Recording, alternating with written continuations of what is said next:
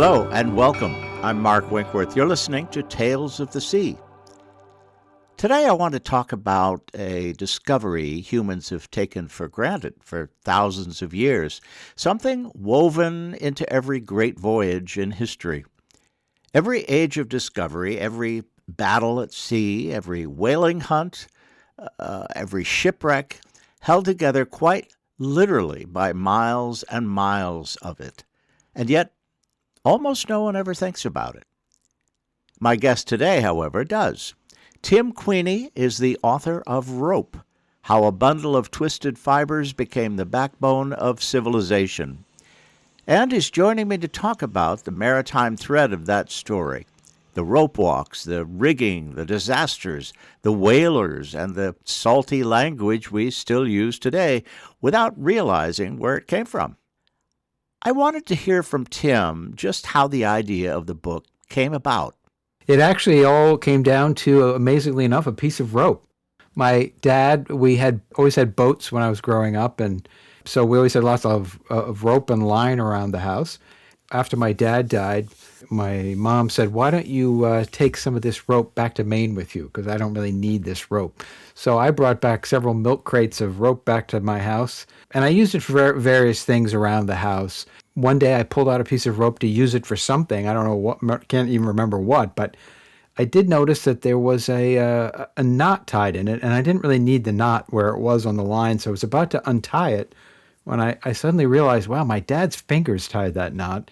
And it's like, this is him three-dimensionally in the world right here in front of me. And I hung the rope up on the wall and then started thinking about rope in a different way and did some research and found that, in fact, no one has ever written a book about rope. So that was where it started. Okay. Tim, I know you grew up in Connecticut, but what was your first experience on the water? Well, the first person who took me out on a boat was actually my Uncle Ned, who took me out on his boat from Hingham, Mass, out into Boston Harbor. So that was probably my very first sailing experience. And then, of course, I sailed a tremendous amount with my dad on various boats that we had, including this wooden ketch that we had that we spent a lot of time sailing together. That was a lot of fun.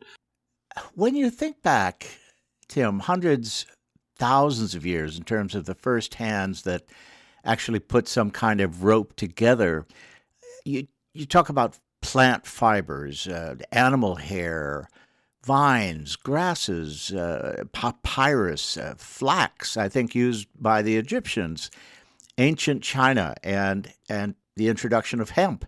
So was this a natural evolution of materials, do you think? Or is it kind of a, hey, that looks interesting, why don't we try that? Yeah, I really think it was more of the latter. I think human beings just being so incredibly observant, especially in ancient times. Perhaps we're a little bit less observant now with our screens, but in ancient times when they had to be observant, I think somebody was just walking through the woods one day and saw a very thin vine hanging from a tree and said, hey, I could probably use that for something, and started to do that and realized it wasn't very pliable, and then probably started stripping bark off of a tree and finding this great material underneath, which is those long fibers, which they could then make rope out of. And even if you walk through the woods now, you'll see two vines that have wrapped around each other in this helix fashion. And I think just people are observant, and they see that and they're like, hey, that gives me an idea. Instead of just using one piece of bark from a tree, I could use two, and I could twist them together. So, yeah, I think it was very much a let's try this approach. Mm-hmm. Trial and error. Makes sense. Well, one of the probably the earliest uses for rope was probably just organizing things. Just like we need to organize our stuff now, I think ancient people need to organize their stuff. So having the ability just to tie things together in bundles gives you a tremendous leg up.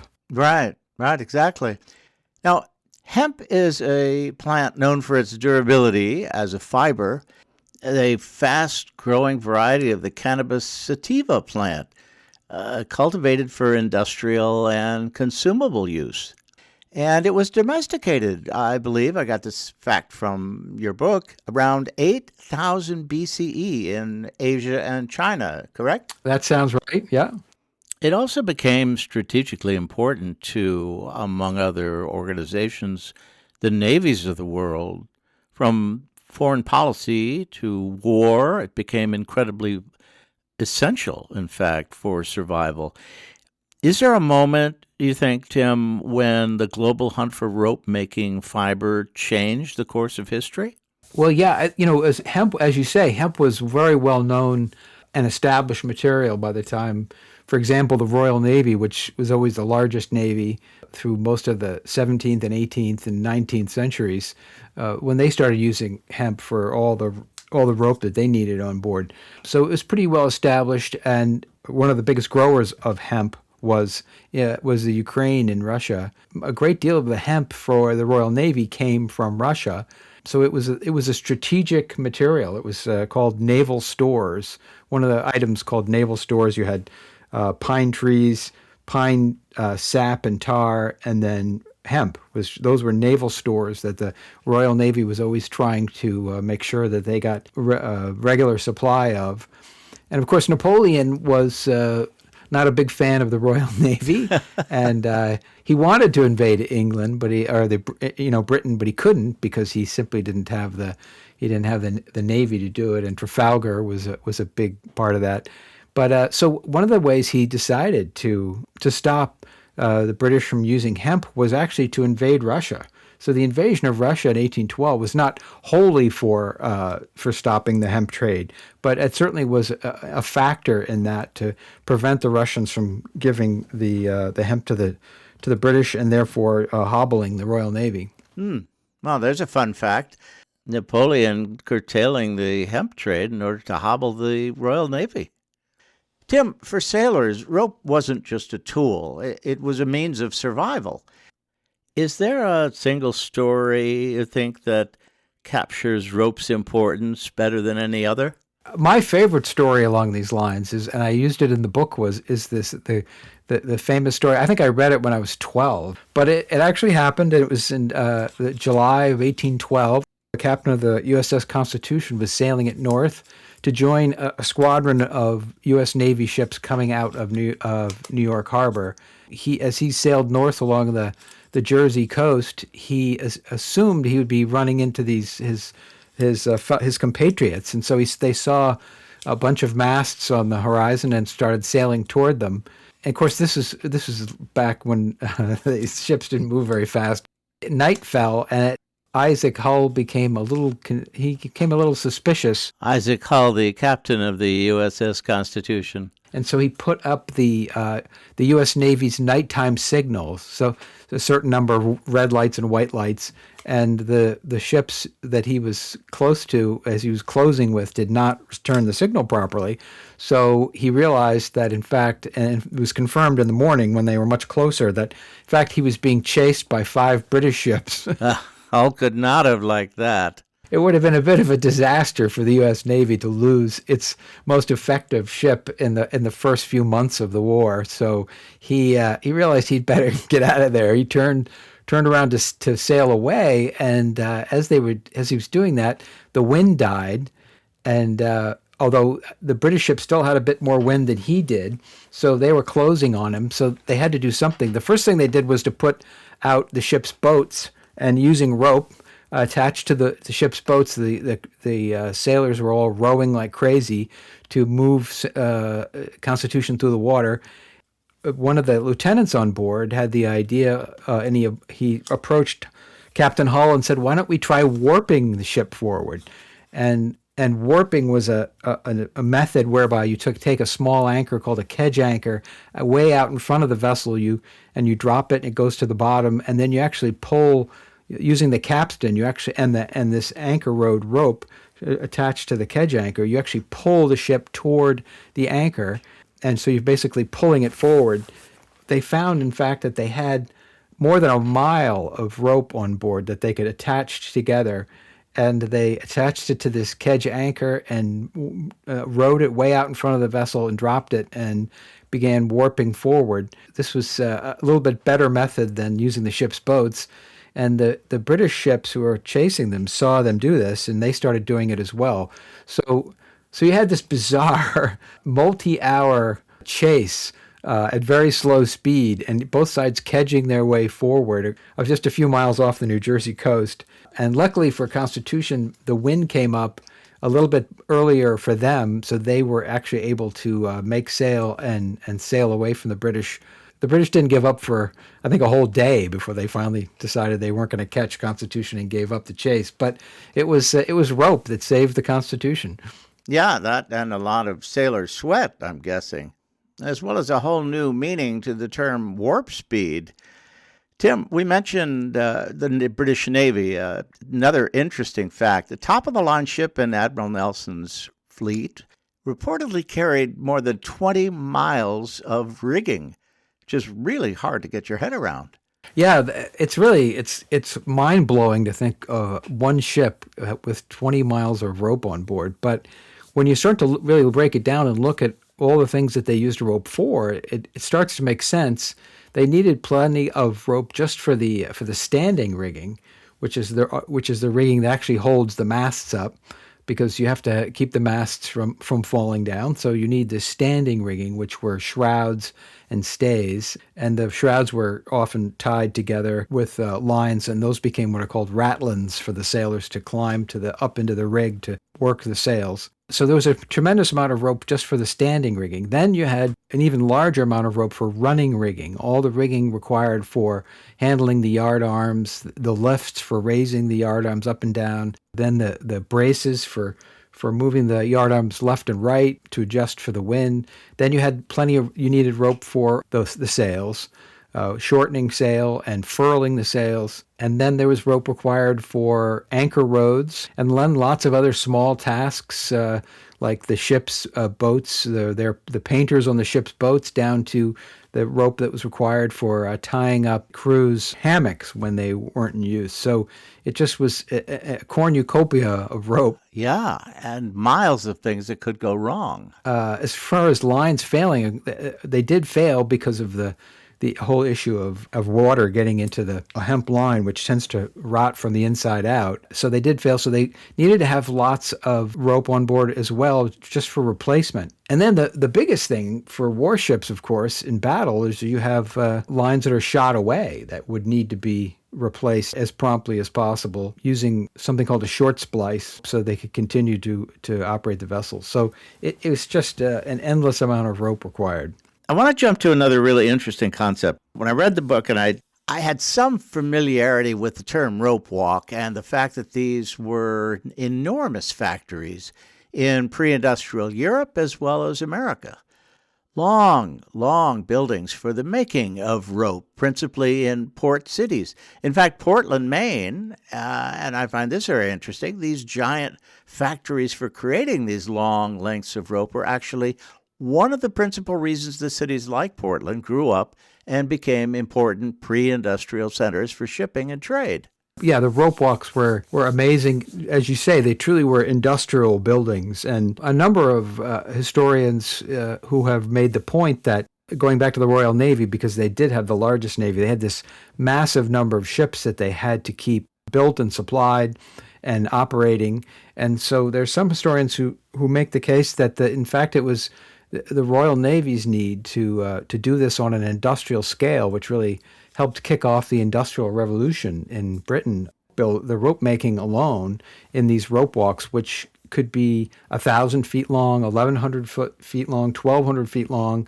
There's actually one at Boston Navy Yard, which is no longer used as a rope walk, but the building itself, when it was being used, was 1,300 feet long.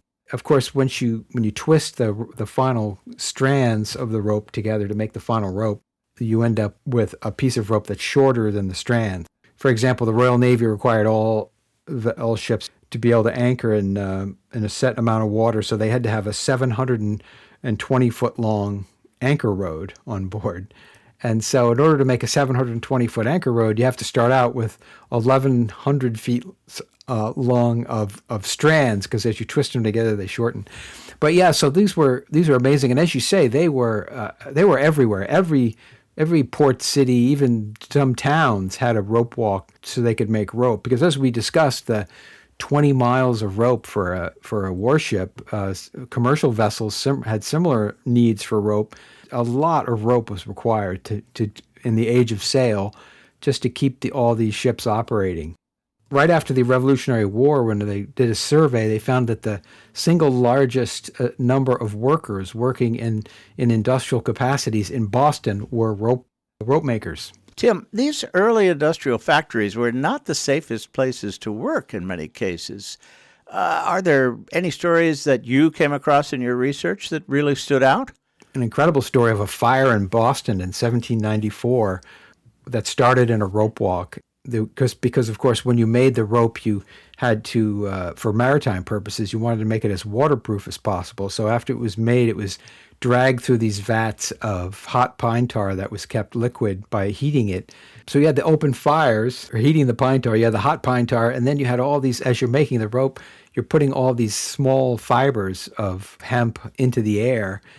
So it was a very explosive combination. And this one day in 1794, this one rope walk went up like a torch and set fire to a bunch of nearby rope walks and then to some buildings. And before they could put it out, it had burned more than 100 buildings in Boston. Tim, there's a rather well-known resident of Portland, Maine, around that time who was inspired by the workers in a rope walk factory.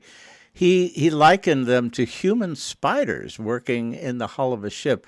The poem, of course, is Rope Walk by Henry Wadsworth Longfellow, and it really serves as a kind of historical narrative listing the various human experiences that rely on a simple piece of rope.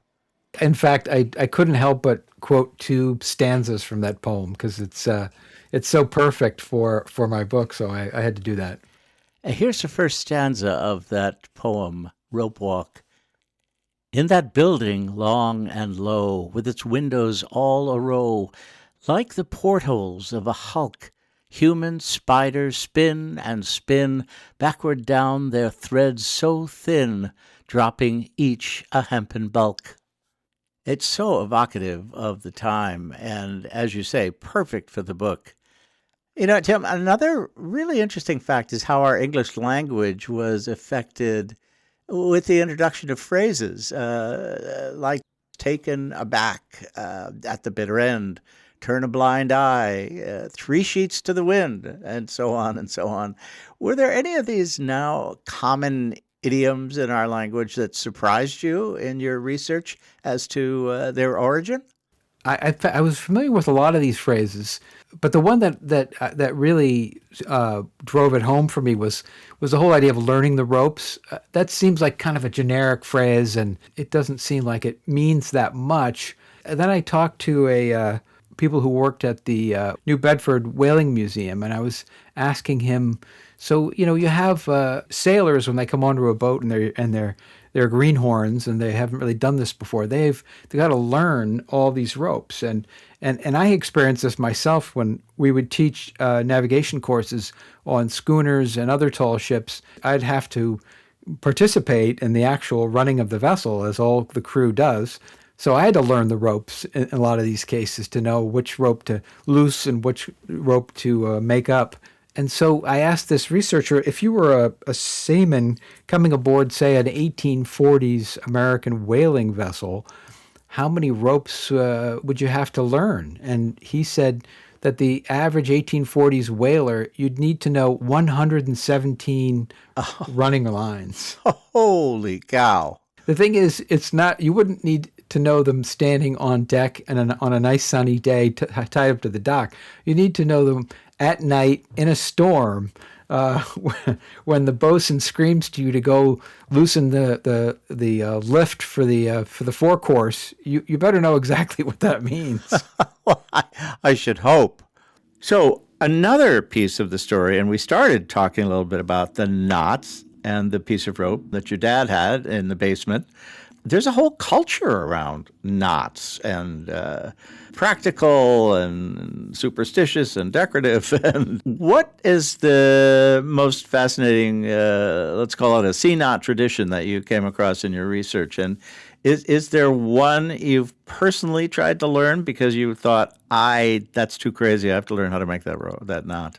Yeah, yeah. I mean, the whole knot tying thing is absolutely it's off the charts. There's so many knots, and there are so many useful knots, and the average person, even the average sailor, only knows a tiny fraction of the number of knots that there are out there. Clifford Ashley's famous book, Book of Knots, is probably the Bible for people who want to learn how to tie knots. And in fact, when I was working at Ocean Navigator magazine, for some reason, we all got very much into knot tying. So we actually have these knot tying sessions. Oh, yeah. Well, have you hung on to your knot tying skills? One of the things is that about writing this book that's kind of funny is that when I go and I give talks, people sort of assume that I'm some kind of knot tying expert, and I'm really not. No pun intended. And so but I do like to demonstrate a few knots. And one of the knots I really thought was great is that I've decided I really needed to learn if I was going to do this book, and that is the flying bowline. Oh, impressive. Which is, of course, forms in midair. And it actually has a practical use because that's another name for it is the tugboat bowline.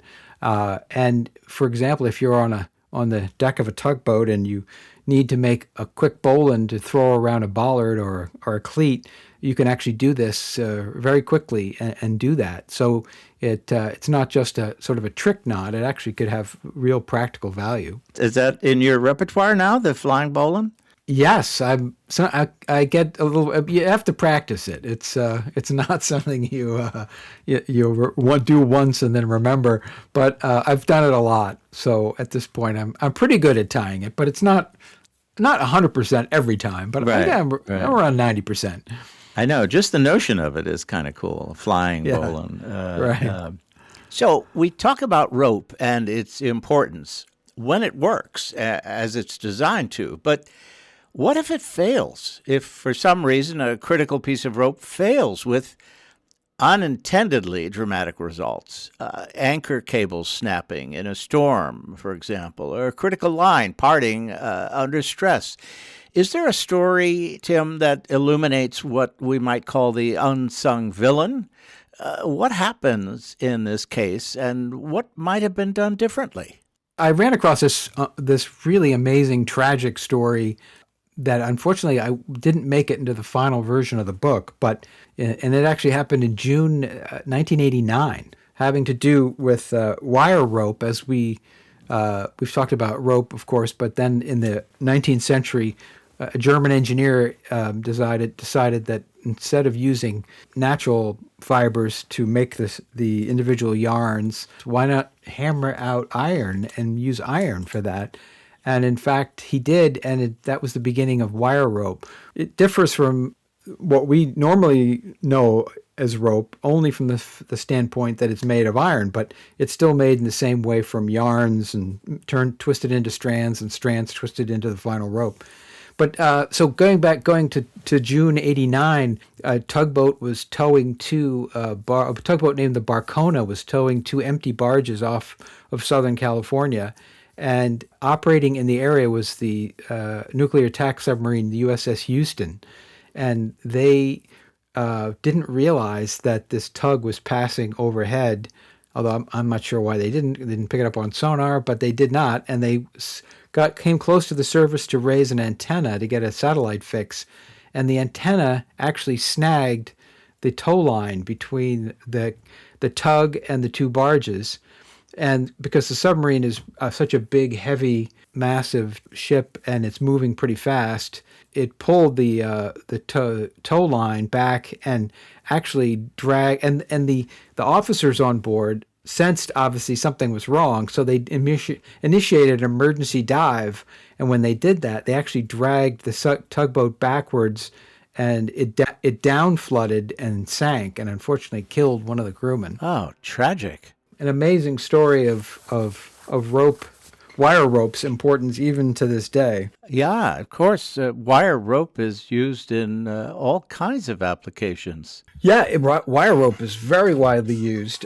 In fact, on most recreational sailboats, the Right. wire rope is the stuff used for the rigging. Yeah, and the lifelines that you have on the sides of the boat are definitely are made of wire rope. So that's just part of it. And then all the cranes that are used, they're all using wire rope.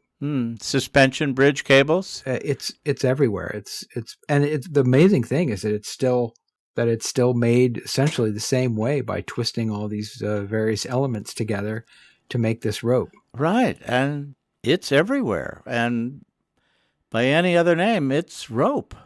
So most people wouldn't consider that as being, they probably wouldn't think about that as rope. But I used a very wide definition of rope for my book. I used everything from twine all the way up to big wire rope cable because it's all fulfilling essentially the same function.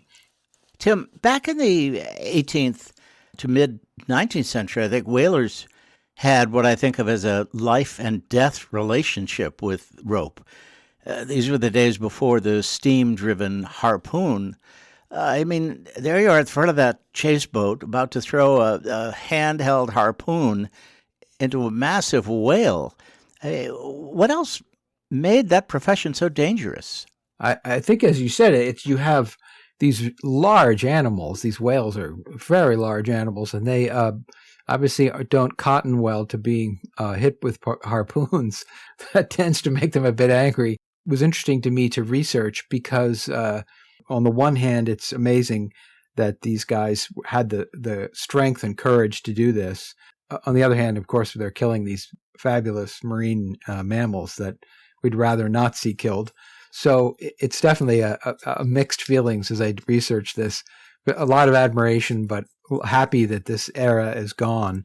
It was dangerous because the animals would react to being harpooned, and the harpoon was designed really not to kill the animal, but just to attach the whale boat to the animal via rope, and then the whale would almost always take off and start swimming hard to get away, and they'd have to drag this 2,800-pound boat behind them of people and equipment. Tim, how are the boats actually set up? The way they rigged these boats is very interesting because they had these tubs of rope, and the rope went aft to a post called a loggerhead, went around the loggerhead, went across the thwarts, the seats of the boat, up to the bow, and then through a notch, and then went out to the whale. Okay. As the whale's running and they're loosing line, you have this line that's just bouncing around all over the place, and it's also streaming through.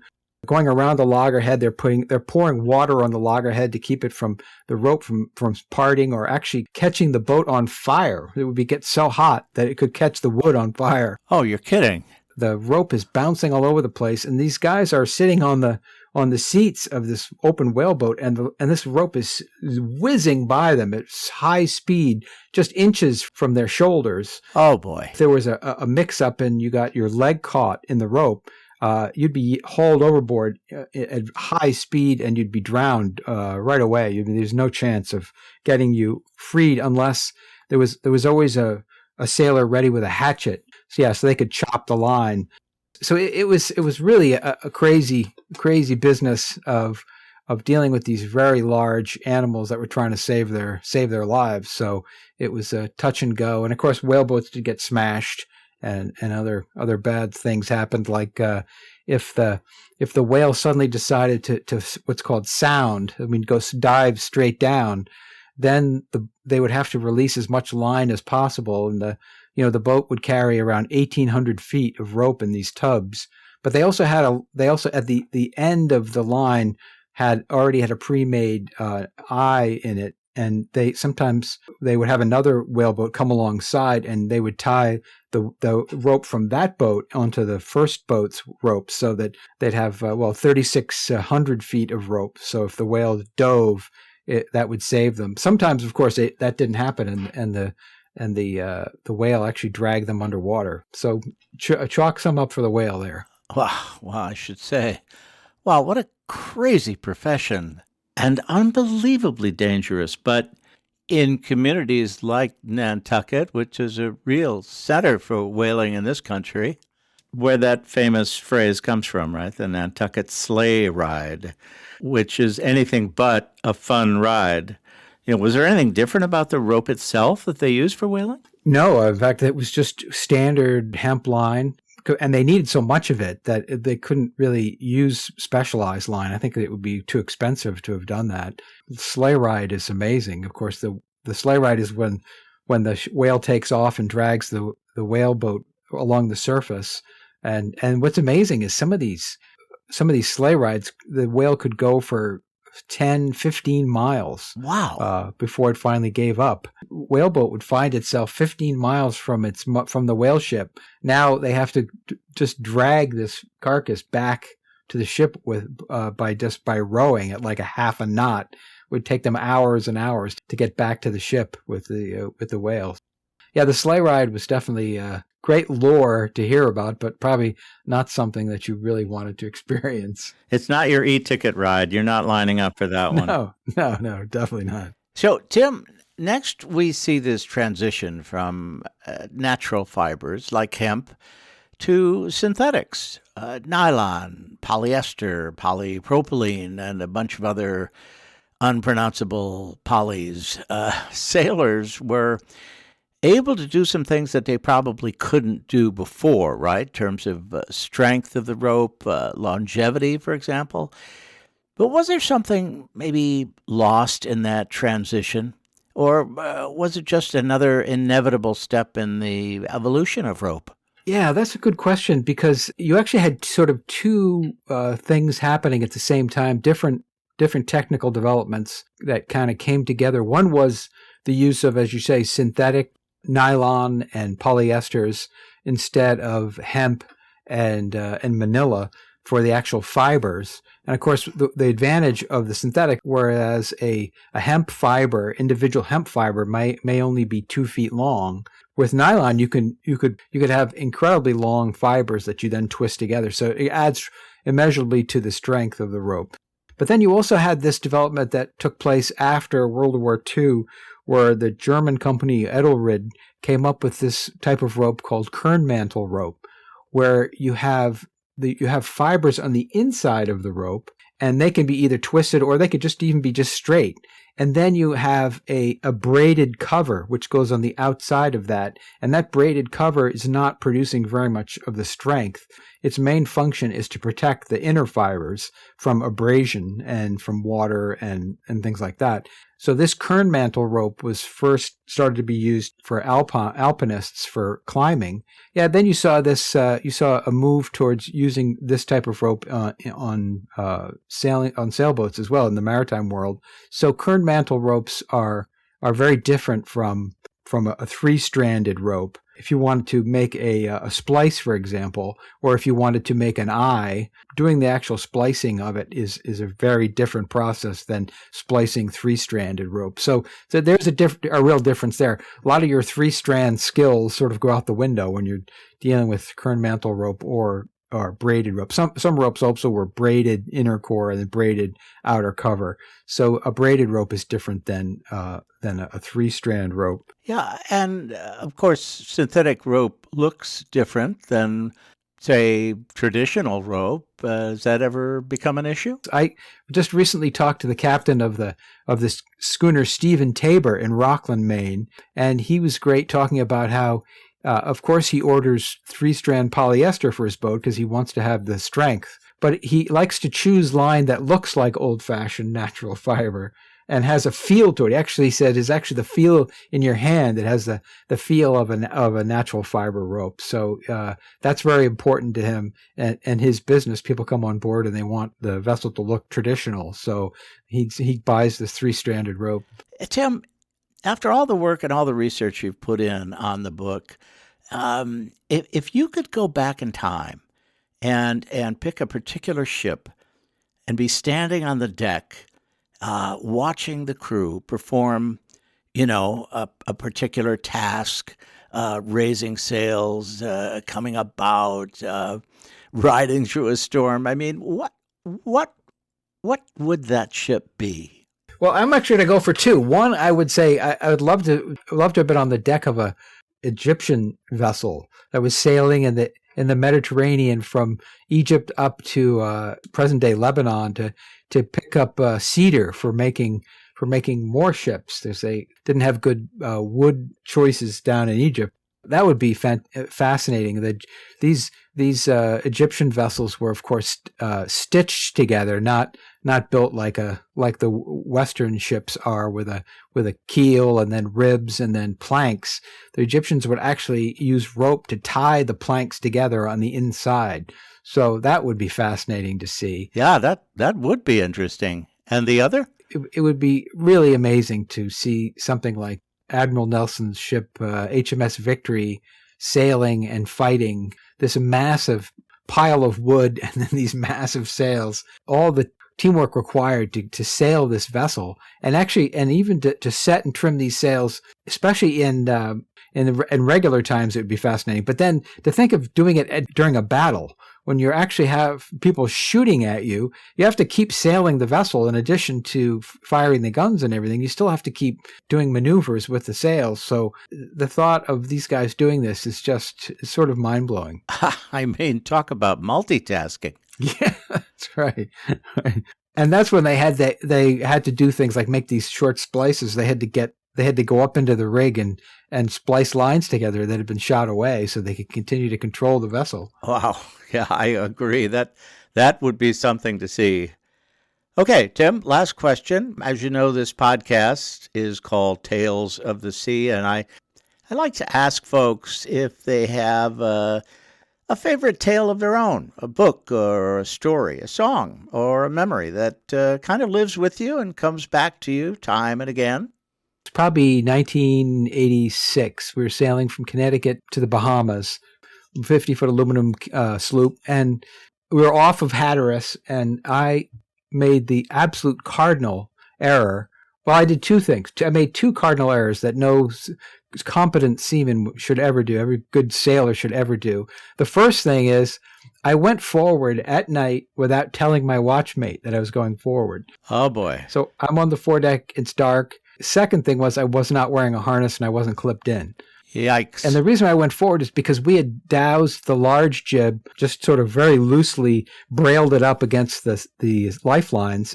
As we were coursing through the sea on the leeward side, the downwind side, the waves were coming aboard and were starting to pull this general overboard. So I decided that I would go fix this. I went forward, as again, not telling anybody, trying to gather up the sail, and it was very slippery, and both feet slid out through the lifelines, and I was going on my way overboard when I just luckily reached up and grabbed the lower lifeline and held on, and was now hanging half off the boat. Of course, if I had gone overboard at night, my watchmate wouldn't have even probably known for half an hour that I was gone, and there was a little chance of ever being found. So that's a case where rope was truly a lifesaver for me. A little wire rope lifeline saved me from a fate worse than. Don't even go there. Tim, I thank you for sharing. I'm not sure that tale qualifies as a happy memory of the sea. No, it's definitely not. Well, it's certainly memorable. I will give you that. And I think we will leave it right there, Tim. Anyway, listen, thank you so much. You bet. It's great. This has been really fun. Mm-hmm. And as I say, we've only scratched the surface. There's so much more in the book, and I encourage folks to definitely pick it up and take a read. Yeah, and I did include, in addition to a lot of this great factual information, every chapter begins with a story. So there's some great stories of seafaring and other stories in there. Absolutely. It's a terrific read. Tim, I want to thank you again for your time. It's been a pleasure.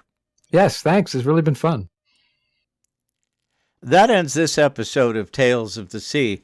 If you enjoyed this episode, please tell a friend or two. And a very special thanks to my guest today, Tim Queeney. Tim's book, Rope, How a Bundle of Twisted Fibers Became the Backbone of Civilization. The book is available at your favorite online bookseller or brick-and-mortar bookseller near you. I strongly encourage you to pick up a copy. It's a fascinating and entertaining read. This episode was produced at Munjoy Studios in Portland, Maine. As always, special thanks to my producer, Jewel Selbo. And remember, you'll find this podcast, Tales of the Sea, wherever you stream your favorite podcasts. I'm Mark Winkworth. Thanks for listening.